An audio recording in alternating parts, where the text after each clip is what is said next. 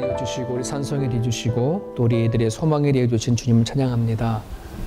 앞에서 지휘하시는 우리 김혜랑 선생님 어제하고 오늘 계속 공연 중에 있죠?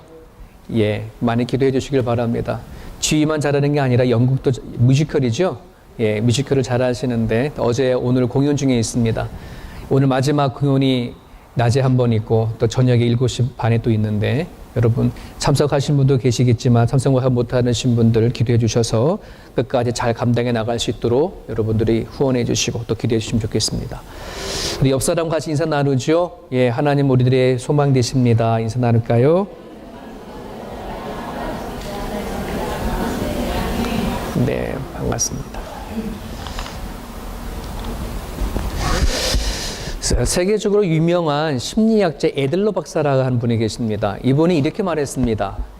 인간이 된다는 것은 끊임없이 몰아대어지는 열등감을 소유한 사람이다. 소유자가 되는 거다. 이런 말을 했습니다.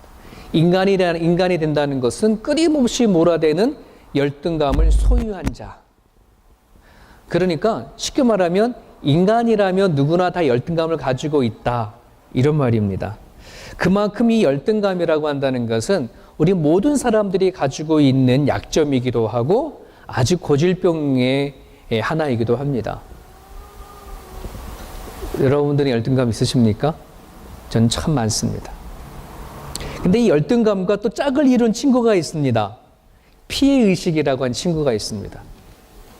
이 피해의식은 상태를 통해서 끊임없이 받은 상처가 있으니까 이 나름대로 내 상처가 아프고 보호하기 위하여서 상대방이 막 말을 걸어오면 나는 그거를 방어하기 위한 내 모든 감정과 생각을 가지고 막 덕지덕지 붙여서 얘기를 하는 것.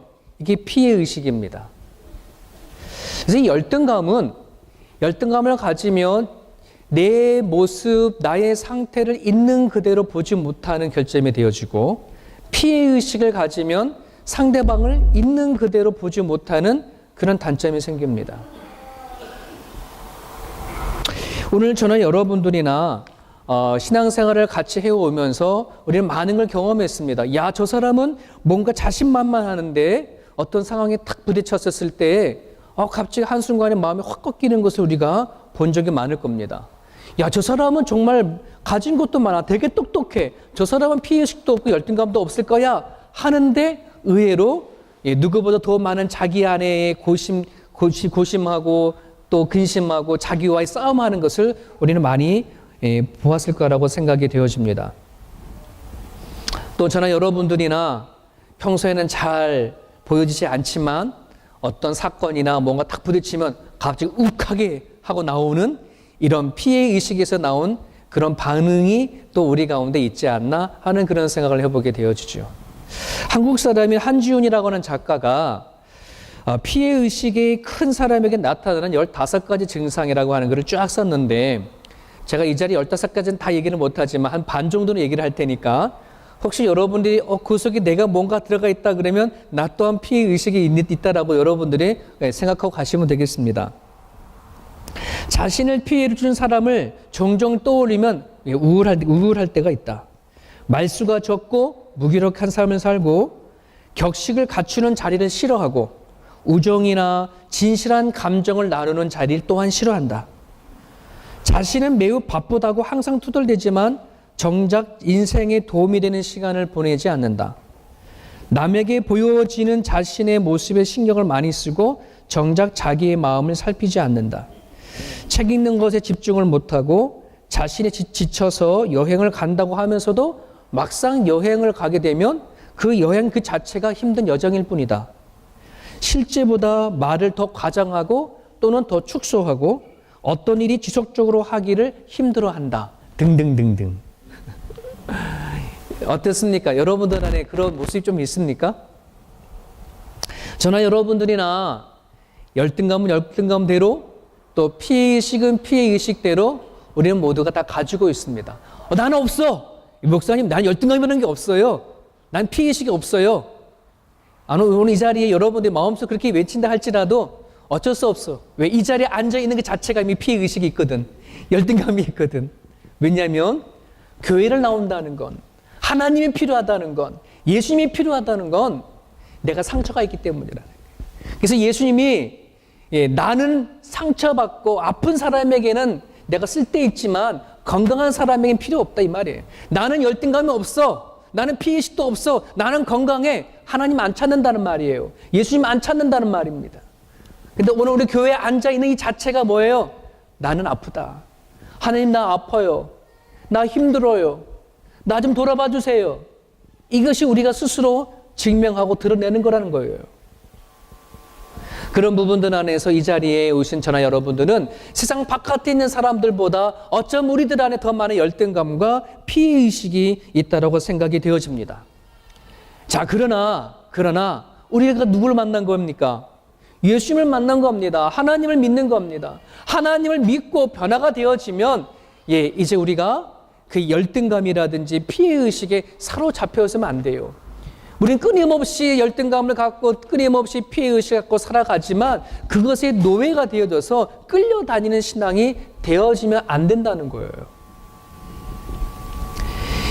여러분, 오늘 우리의 교회뿐만 아니라 우리 그리스도인들이 갖고 있는 문제가 있다면 경건의 모양은 있는 거죠. 주일날 아침에 되면 여러분들이 이 아침에 나와서 예배를 드리고 찬양하고 기도하고 말씀 보는 경건의 모습을 갖고는 있으나 무엇이 없으면, 경건의 능력이 없으면, 이 능력이 어떤 거냐? 실질적으로 내 안에 닥쳐 있는, 내 안에 나를 억누르고 있고 나를 묶고 있고 나를 짓누르고 있는 내 안의 열등감과 피해의식을 이걸 해결하지 못한다고 한다면 우리는 아직 경건의 능력이 없는 거예요. 경건의 모양은 있어요. 하지만 하나님과 예수님을 통하여서 내 열등감과 피해의식이 극복되어야 될 줄 믿습니다. 교회를 5년, 10년 다니는 게 문제가 아니에요. 한평생 다니는 것은 문제가 아니에요. 왜? 그 오랜 시간 교회를 다녔다 할지라도 내 안에 열등감과 피해의식 속에 우리가 살아간다면 우리는 예수를 만나 이 문제를 극복하고 해결해야지 돼요.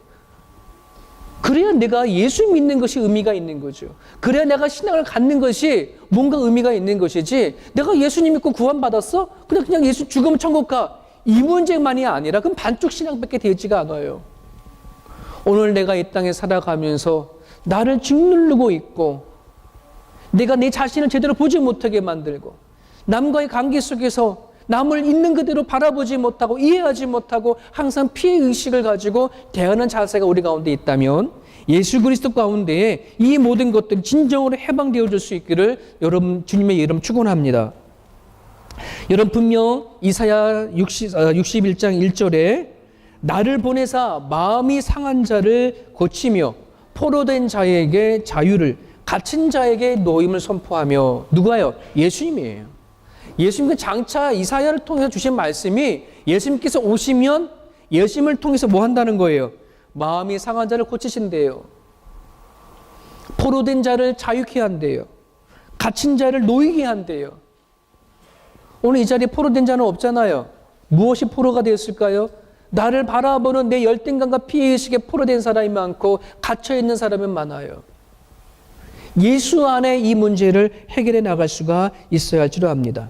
오늘 본문에 보면 베드로가 오늘 우리가 받은 복음이 뭔지 아냐? 우리가 받은 복음이 이거야 라고 얘기를 해주는데 우리 18절과 23절 다시 한번 같이 봅니다. 18절에 너희 조상이 물려준 헛된 행실에서 대속함을 받은 것은 은과 금과 같은 것이 아니요 오직 흠없고 점없는 어린 양 같은 그리스도의 보배로운 피, 뭘까요?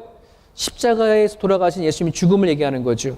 예수님의 죽으심으로 인해서 우리는 되어졌다. 우리는 대속함을 받았는데 무엇에서부터 대속함을 받았느냐?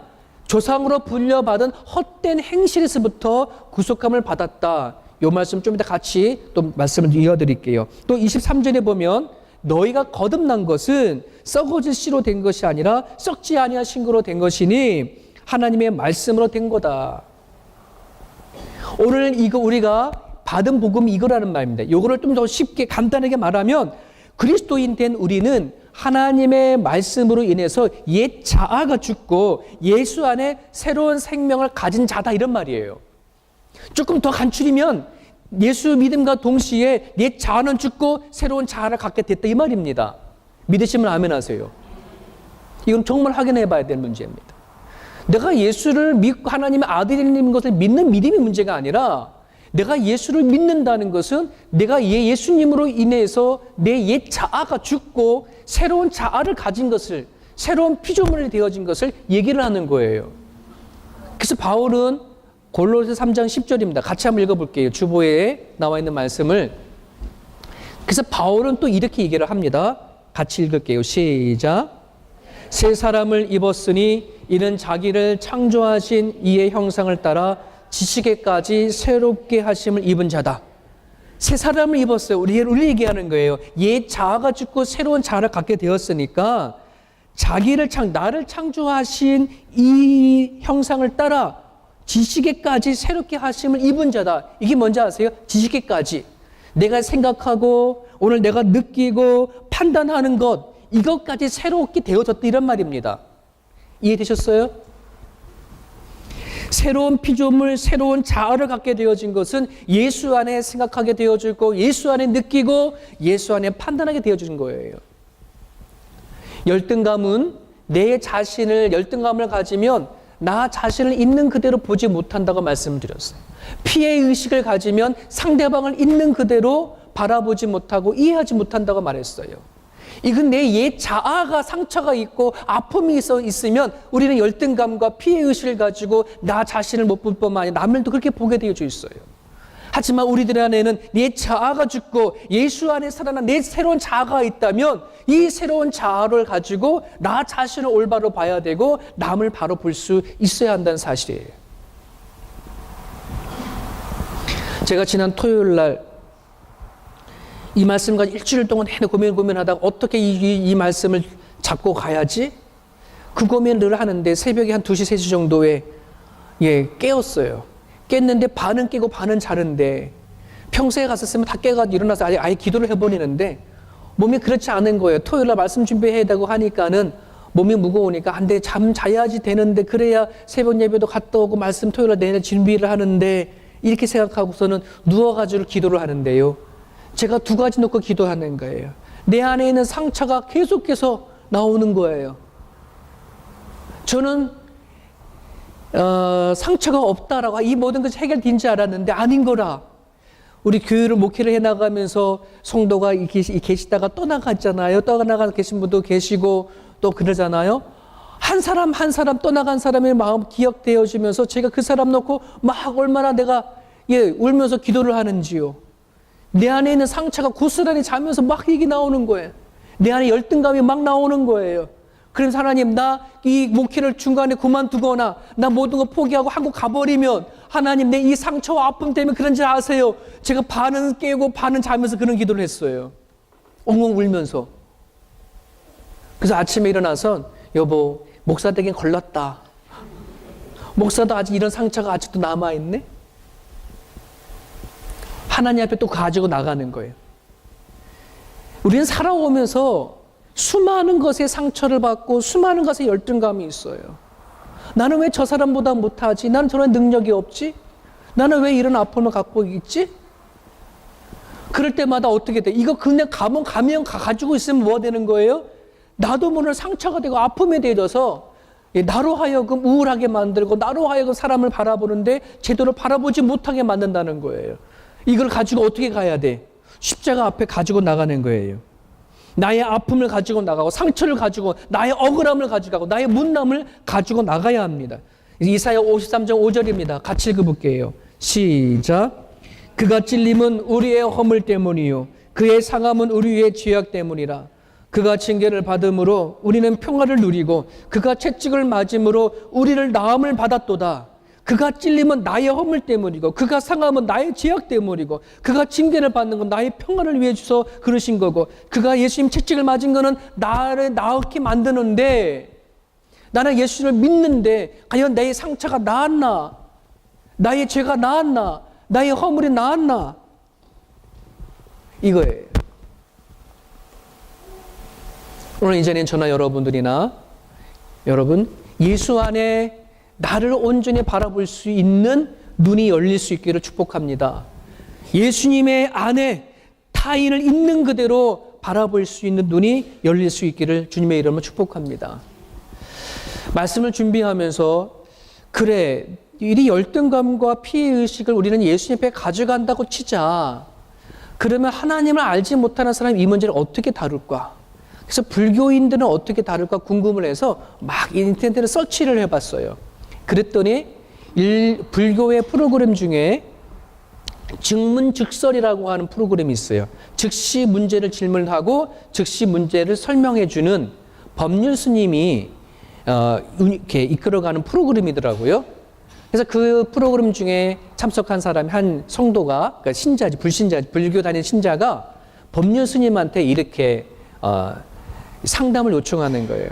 스님, 저는 시댁에서도 장녀고 친정적으로서도 장녀인데 나는 시어머님을 모시고 계십니다.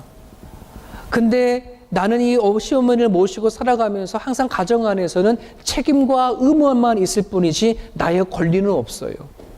장녀이고 그럼에도 불구하고 나는 책임을 하고 뭔가 해야 할 의무와 책임은 있지 나의 권리는 없습니다. 특별히 시어머님과 뭐 문제가 있어서 막 문제가 있으면 자기 남편이 자기 편을 들어주면 참 좋겠는데 자기 편 들어주지 않냐고 시어머님 편을 들어줍니다. 그때 되면 자기는 너무나 마음이 상하고 피해의식이 너무나 큽니다. 이 피해의식이 너무나 크다 보니까는 그냥 이게 마음이 꽉 닫혀져가지고 시키면 시키는 대로 그냥 이거 하는 대로 지금 그렇게 살아가는데 한 번은 식탁에서 아이들과 같이 식사를 하는데 아들이 둘이에요. 아들만 둘인데 이 아버지는 이 아들 앉는 밥 먹는 자리에서 너 오늘 해야 할 일이 뭐야? 너 이거 했어? 저거 했어? 이렇게 해야 돼? 저렇게 해야 돼? 밥 먹는 자리가 이게 정말 밥을 맛있게 먹는 자리가 아니라 그 자리는 아버지의 명령을 듣는 자리인데 나는 지금 피해의식에 가득한데 이 두 아들까지 피해의식을 당할까봐 걱정이 됩니다. 어떻게 하면 좋겠습니까? 이게 상담자의 질문이었어요.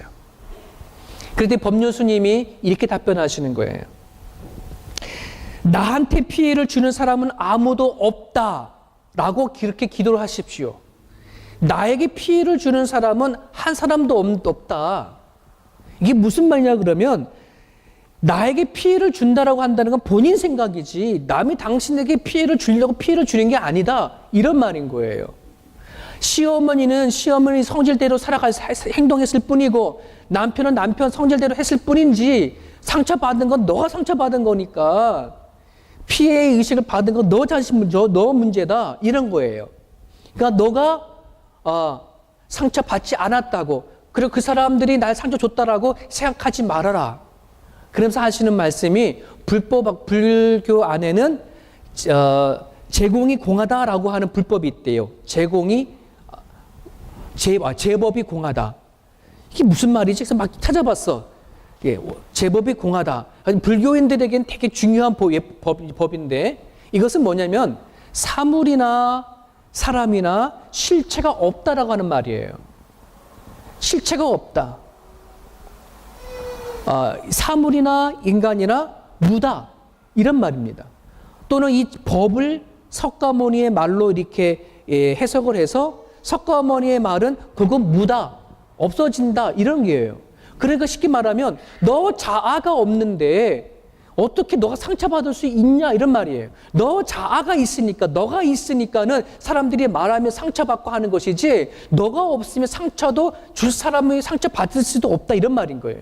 그러면서 하신 말씀이 불법에 대해 전진하십시오 이렇게 권면을 해 주시더라고요. 그때 어떤 사람이 그 영상 밑에 이렇게 답변을 글을 썼어요. 그러면 자기 성질대로 살아간다면 어떤 못된 사람이 자기 성질대로 나한테 와가지고 주먹으로 나를 탁 때렸다가 진짜 폭력을 행했으면 그럼 나는 그 사람의 피해자가 아니라 내가 피해의식에서 그 생각하는 건가? 이렇게 말한다는 거예요. 그렇게 할 수도 있죠, 그죠? 여러분, 우리가 제 성질대로 그냥 기분 나쁘다 가서 주먹 탁 때렸어. 그럼 그 사람 맞았어. 그럼 그 사람 피해자잖아. 그런데 그 피해자를 하지 말아라. 그럼 널 탁 때린 사람이 자기 성질대로 한 것 뿐이다. 라고 말하면 누구나 다 자기 성질대로 뭐 한다는 거예요. 살아가지. 어쨌건, 불교 안에서는 무를 가지고 얘기를 합니다. 공을 가지고 얘기를 합니다. 하지만 기독교는 다르게 해석해요. 기독교는 공이 아니에요. 무가 아니에요. 영원이에요. 다루는 문제가 영혼이라는 말이에요. 실체가 없음이 아니라 실체가 확실하다고 하는 것을 얘기를 해주는 것입니다. 여러분 24절을 같이 볼게요. 모든 육체는 풀과 같고 모든 영광은 풀의 꽃과 같으니 풀은 마르고 꽃은 떨어지고, 여기까지가 불교에서 말하는 무예요. 공이에요. 그죠?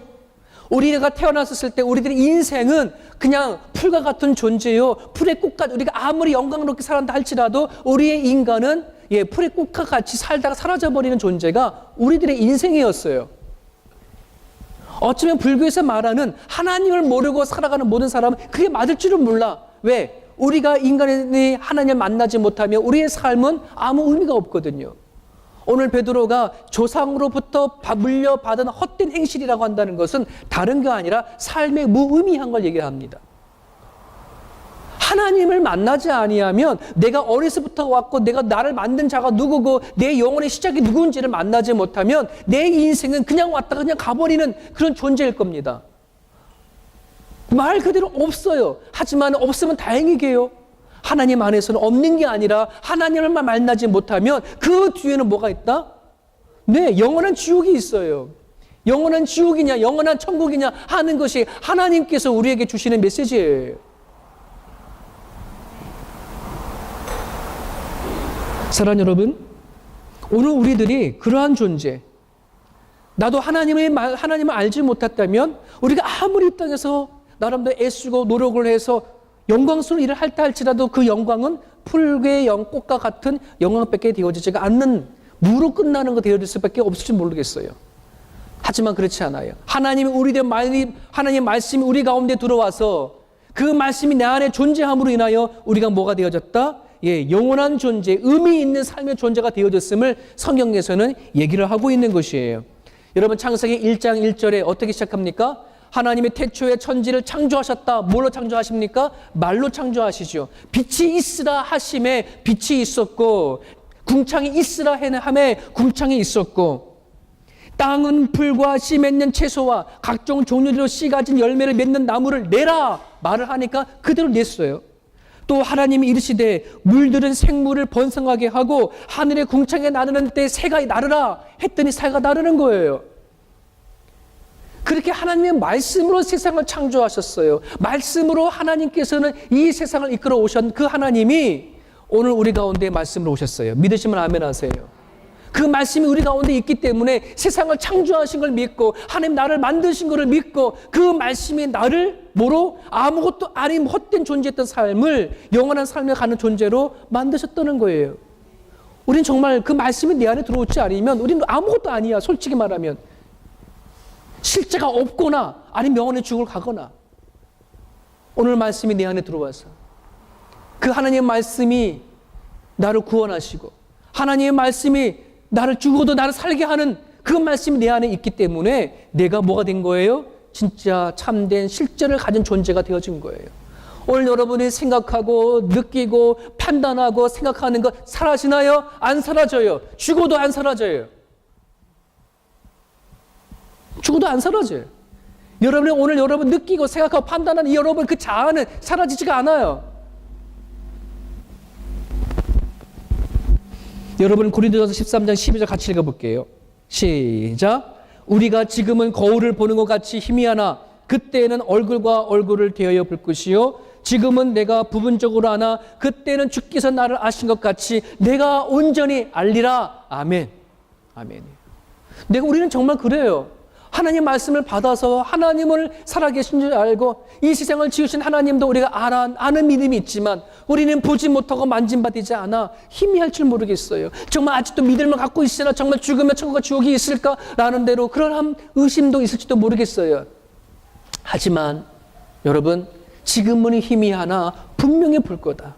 우리보다 먼저 떠난 하나님의 사람들 분명히 다시 똑같이 만날 그날이 반드시 올 거예요. 사라지지 않아요. 그게 성경이 얘기하는 거예요.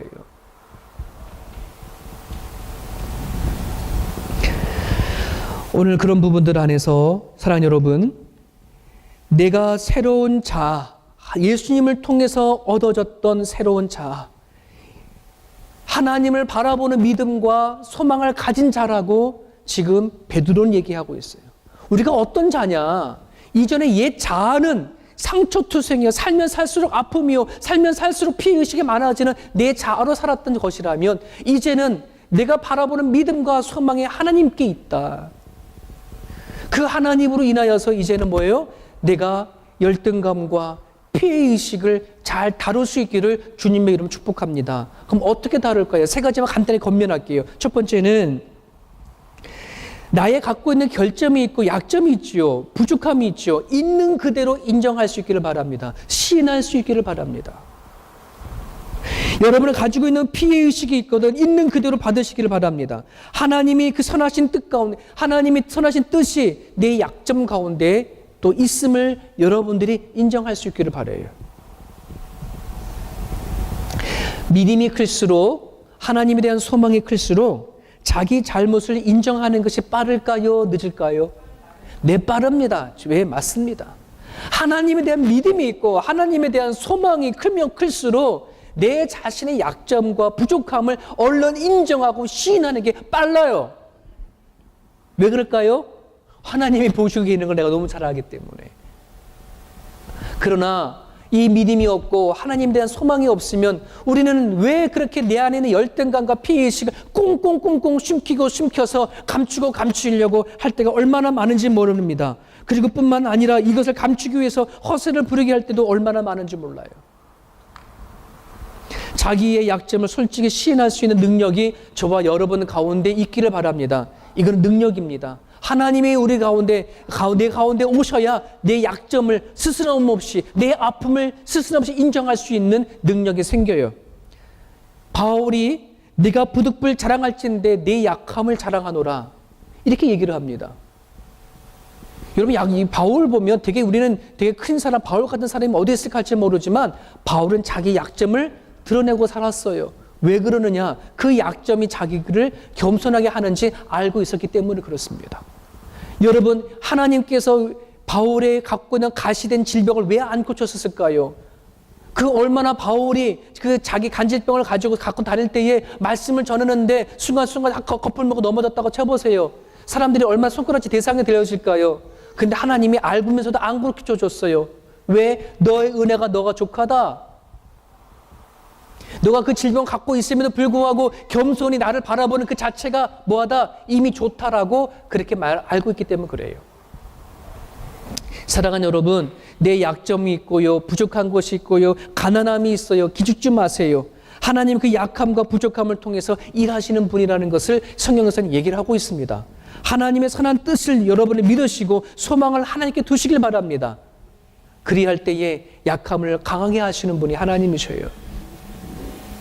이것이 극복이 되어줘야 나 자신을 바라볼 수 있는 힘이 생겨요.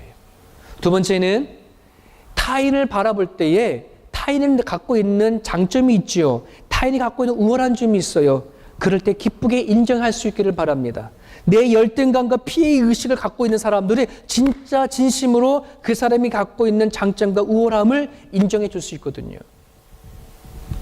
몇 주 전에 이 시드니 안에서 이렇게 잘 자라서 신학 공부를 했던 한 전도사님을 만나서 같이 대화를 좀 가졌는데, 그 전도사님이 저한테 문득 물어보는 거예요. 목사님은 이 목회를 같이 하시면서 상처나 아픔이나 힘든 거를 얘기할 수 있는 상대가 있나요? 있지요. 꼽아보면 뭐 한두 사람이 있지요. 뭐 내 아내도 뭐 할 수도 있고 누구한테도 얘기하고 할 수 있죠. 한 서너 명은 될 것 같은데요. 이제 그랬어요. 그랬더니 그분이, 아, 그래요? 그러면 혹시 목사님은 자랑거리가 있으면 자랑거리를 마음 편하게 얘기할 수 있는 분이 계신가요? 그렇게 얘기를 하는 거예요. 그러니까 이게 안 꼽혀지는 거예요. 그래서 그분이 더 구체적으로, 만약 시온이가 교회에서 학교에서 공부를 잘하거나 1등하거나 막 그러면, 그거를 마음 편하게 자랑할 수 있는 사람이 있나요? 그렇게 자랑할 수 있는 사람이 있나요? 여러분 있어요, 없어요? 내 아픔을 얘기하고 내 상처를 얘기를 하고 내 고민을 얘기할 수 있는 사람은 아마 한두 사람 있을지도 모르겠어요. 하지만 진짜 내가 내 가정이 잘 되고 누군가 내 자식이 잘 되고 뭔가 잘 풀려서 자랑할 수 있는 사람 혹시 있는가 보세요. 없어요.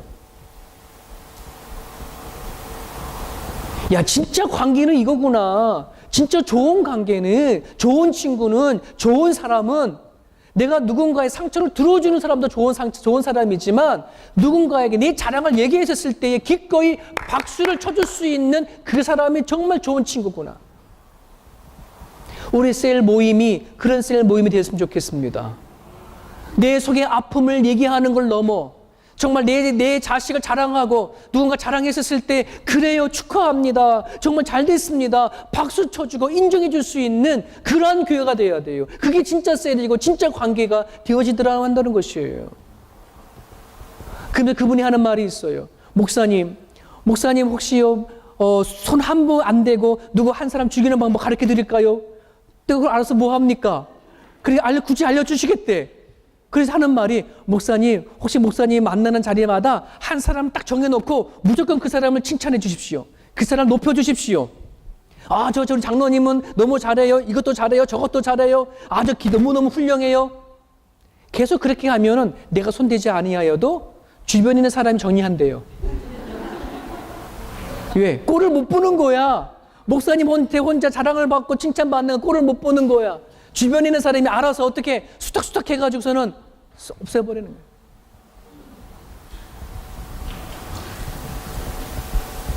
우리들이 뭔지 알겠죠? 사랑하는 여러분, 우리 마음에 시기 질투가 있어요. 시기 질투로 인해서 남이 잘 되는 걸 우리는 기꺼이 박수 못 칠 때가 있어요. 박수 쳐줄 수 있길 바랍니다. 내 자식이 1등 했어요. 내 자식이 잘했어요. 내 남편이 돈 잘 벌었어요. 좋은 집을 샀어요. 좋은 차를 샀어요. 그래요? 박수 쳐줄 수 있기를, 진심으로 박수 쳐줄 수 있기를 바라요. 아픈 것만 들어준다라는 문제가 아니에요. 잘 되는 거를 잘 된다고 칭찬해 줄 수 있는 그런 관계가 되어져야 돼요. 그럴 때 내 안에 있는 열등감과 피해의식이 극복된 걸 증명하는 거예요. 열등감이 있고 피해의식이 있으면 박수 못 쳐줘요. 박수 치면서 웃기고 있네 막 이런다는 거예요. 마지막 하나는 다른 사람과 자기를 비교하지 마세요. 예, 이겁니다. 내 안에 열등감이고 피해의식이 있으면 항상 남과 비교합니다. 옛 사람은 다른 사람과 비교하며 살던 사람입니다. 이제 우리들에게는 예수가 나의 믿음이요 나의 소망입니다. 내가 바라봐야 할 사람은 사람이 아니에요. 사람 대상을 바라보고 그 사람과 나를 비교해 살아가는 게 아니라 내가 바라보고 살아야 할 그 사람은 예수님이에요. 믿으면 아멘 하세요. 그지요? 예수님을 바라보잖아요. 믿고 예수께 소망을 뒀기 때문에 그 예수님 앞에 내가 어떻게 살아가는 걸 비교해야지, 사람과 비교해버리면 비교할 때마다 우리는 시험에 대해 상처를 받아버려요. 10평 집에 사는 사람과 50평 집에 사는 사람들 부러워하지 마세요. 10평에 산다 할지라도 그 안에 살아가는 사람의 가치가 중요한 거잖아요. 어떻게 사느냐가 중요하잖아요.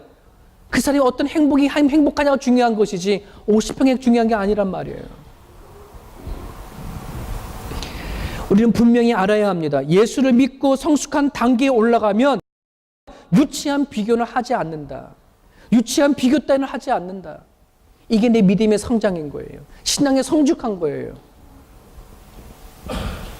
말씀을 정리합니다. 사랑하는 여러분, 예수님을 믿고 하나님을 아는 것만으로 웃을 수 있기를 주님의 이름 축복합니다. 열등감과 피해의식에 사로잡혀 살지 아니하시고 나 자신을 하나님 안에 바라볼 수 있기를 바랍니다. 하나님 안에서 내 이웃과 내 상대방을 바로 보시고 이해할 수 있기를 간절히 바랍니다. 그렇게 해야 오늘 성경에서 말하는 것처럼 마음으로 뜨겁게 서로 사랑하라가 이루어지는 거예요. 어떻게 우리가 서로 사랑합니까? 내 안에 있는 열등감이 피해의식이 있는데 어떻게 누굴 사랑하고 누구에게 무슨 말 할 수 있겠습니까? 그럴 수 없어요. 마음으로 뜨겁게 서로 사랑하려면 내 안에 마음이 회복이 돼야 돼요. 열등감이 치료돼야 돼요. 피해의식이 해결돼야지 돼요. 여러분, 예수를 믿고 하나님을 믿고 해야 할 것은 먼저 여러분 자신의 열등감과 피해의식이 해결이 되어진다면 여러분을 만나는 사람마다 이 사람이 어떻게 이렇게 바뀌었는가 그게 깨달아지게 되어져 복음이 흘러가는 거예요. 아무리 내 말로 예수는 이런 분이야 저런 분이야 마음 얘기한다고 귀가 열리는 것이 아니에요. 그런 부분들 안에서 저와 여러분들이 오늘 주신 말씀을 붙잡고 내 안에 있는 열등감, 내 안에 있는 피해의식 십자가 앞에 가지고 나서 우리 같이 회복할 수 있기를 주님의 이름으로 축복하며 기도합니다. 같이 기도하겠습니다.